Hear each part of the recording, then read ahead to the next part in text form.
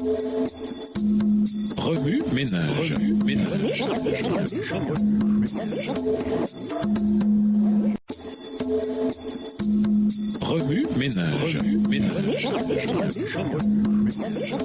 Bienvenue à votre émission Remue ménage. Nous voilà la leçon de mercredi. La charité commence à la maison. Lisons Matthieu 20, verset 28. Matthieu 20, le verset 28. De même, le Fils de l'homme n'est pas venu pour se faire servir, mais pour servir lui-même et donner sa vie en rançon pour beaucoup. Chacun de nous a le privilège de représenter le Sauveur en servant les autres. Pierre donne la meilleure description du ministère terrestre du Sauveur en 9 mots, qui allait de lieu en lieu faisant du bien. Acte 10, verset 38. En parlant du but de sa vie, Jésus a dit « Le Fils de l'homme n'est pas venu pour se faire servir, mais il est venu pour servir et donner sa vie comme rançon pour libérer une multitude de gens. » Matthieu 20, verset 28. Il a donné l'exemple d'une vie digne d'être vécue. Paul nous exhorte en ces termes. En effet, aucun de nous ne vit pour soi-même et aucun ne meurt pour soi-même. Romains 14, verset 7. Ellen White partage la même idée. Toutes nos actions font ou du bien ou du mal aux autres. Chacun de nous a le privilège de représenter le Sauveur en servant les autres. Nous devons nous poser la question suivante. Comment puis-je utiliser mes talents et mes dons pour partager la lumière de l'Évangile avec ceux qui m'entourent? Quelle impression le Saint-Esprit exerce-t-il sur moi dans cette situation? Voici quelques façons par lesquelles nous pouvons faire bouger les choses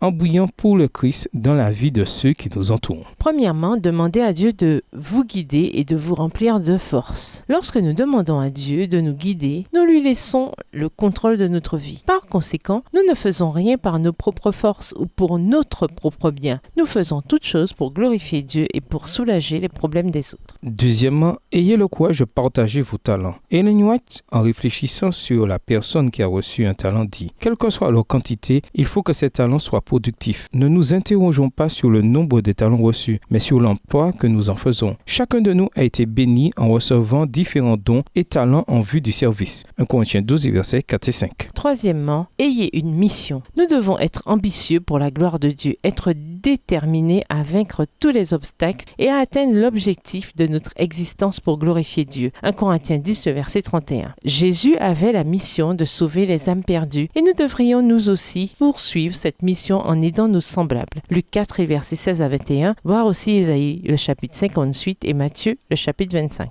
Quatrièmement, soyez forts dans le Seigneur. Il y aura toujours des défis et des tentations lorsque nous essayons de faire de bonnes œuvres. Tout comme les pharisiens ou les sadducéens qui considéraient Jésus comme une menace, certains ne soutiendront pas notre ministère. Ils peuvent commettre d'horribles actes de cruauté et d'injustice. Nous devons être forts dans le Seigneur. Nous avons le privilège de suivre l'exemple du Christ à travers chaque défi et chaque victoire dans l'œuvre qui consiste à sauver nos semblables. Remue ménage. De quelle façon pratique pouvons-nous montrer l'amour de Dieu en servant les autres? De quelles difficultés pouvons-nous soulager nos collectivités? Au revoir. Et à demain si Dieu veut. Remue ménage.